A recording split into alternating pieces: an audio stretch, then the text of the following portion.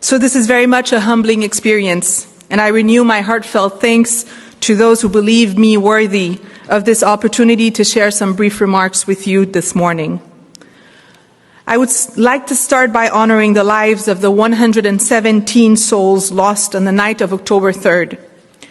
I considered asking for a minute of silence in memory of these victims, of this innocent families massacred in Pont-Sondé.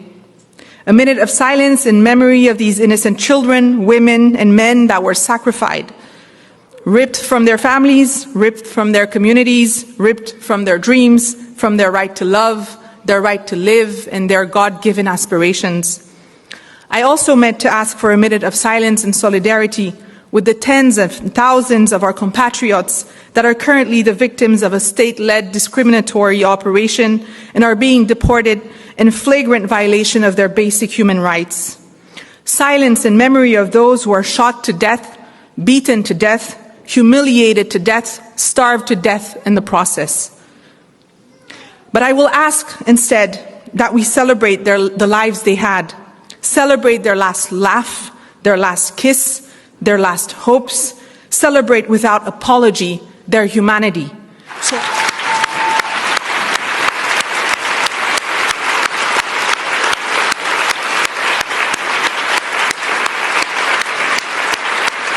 In the face of racism, in the face of xenophobia, in the face of barbary, we shall never stay silent, not even for 1 minute.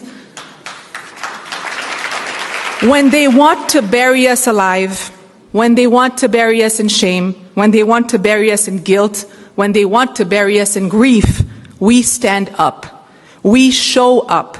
We speak out. We shout out. And we always take a stance. In Springfield, Ohio, like in Santo Domingo, we will not stay silent.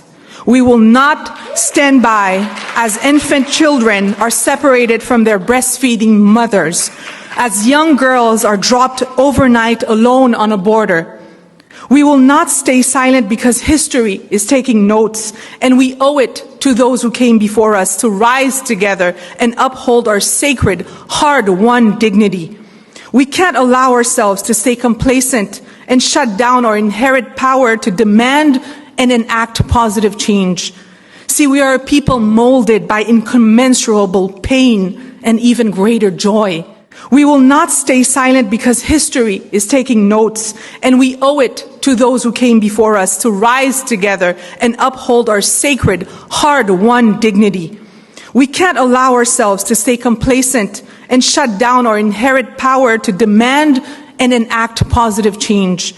See, we are a people molded by incommensurable pain and even greater joy. Like many women here, I still wake up in torpor, tormented by the oppressing sound of the waves hitting the flank of the slave ship that carried my great-great-great-grandmother from the west coast of Africa. Over the past 300 years, my maternal lineage has been soiled by rape and deceit. The associated trauma transmitted from generation to generation by the women in my family is intricately woven into the very story of our country, where the imprint of spoliation and abuse of our women, of our land, continues to transpire through centuries. But like each and every one of you, my bloodline is also connected to the triumphs of our nation. The courage of our ancestors lies at the root of our soul and shapes the architecture of our being. It is this duality that defines us as Haitian women, the capacity etched into our DNA to carry the memory of oppression alongside the decision of self-determination, to be the guardians of a fragile yet eternal flame of freedom, a flame always, always, always threatened by the tropes of racism, of xenophobia, but oh so capable of resistance, of revolution, of self-realization, if we stand up for it, if we show up for it. I chose to show up, to be a minister and serve my country. I chose to accept the offer extended to me to be of use in this time of need, because I am convinced that this juncture is one of the most important and defining moments of our contemporary history.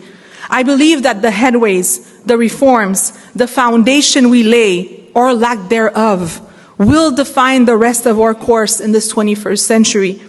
As we tackle an unprecedented humanitarian crisis with half the population food insecure, 700,000 people internally displaced, and all 12 million of us held hostage by 2,000 bandits, we are also faced with the imperative of leaving our institutions, our country, in a better state than we found it. When the time will come to pass the leadership on February 7, 2026, to a democratically elected government, I trust we will be able to look at them head high, eyes locked, and tell them that we did our best, that we cared for our people and our institutions with dedication, with integrity, and unwavering loyalty, that we contributed to reigniting Haiti's power, that we reminded our people and the world of our inalienable truth, that we are men and women born from the ribs of Jean-Jacques Dessalines and Claire Heureuse Félicité Bonheur, that our genesis is also our destiny, that however sinuous, however tragic, however dark our path may be, we have and we will always find our way to dignity, our way to liberty, and our way to each other.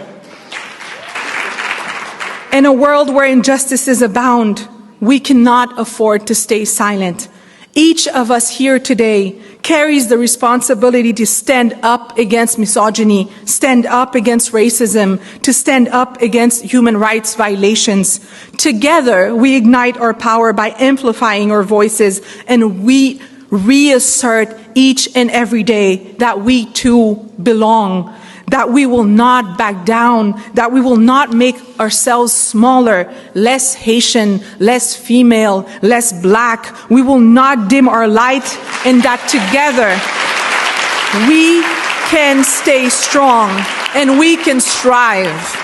Elta Pascal Trouillot once said, "To be a woman is to be a warrior."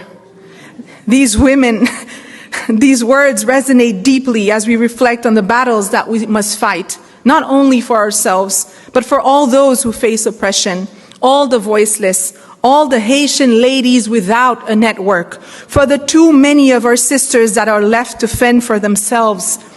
We know from the women who fought before us for suffrage, for civil rights, for equality, that they did not have the luxury of silence. They marched, they protested, and they demanded change.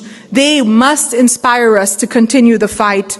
As warriors, we must honor their legacy by standing firm, united in our own battles today. We must call, write, post, tweet, march, sign petitions every day and unapologetically. Igniting our power means recognizing the interconnectedness of our struggles, recognizing that when one community is oppressed because they are Haitian, we are all targeted, we all suffer.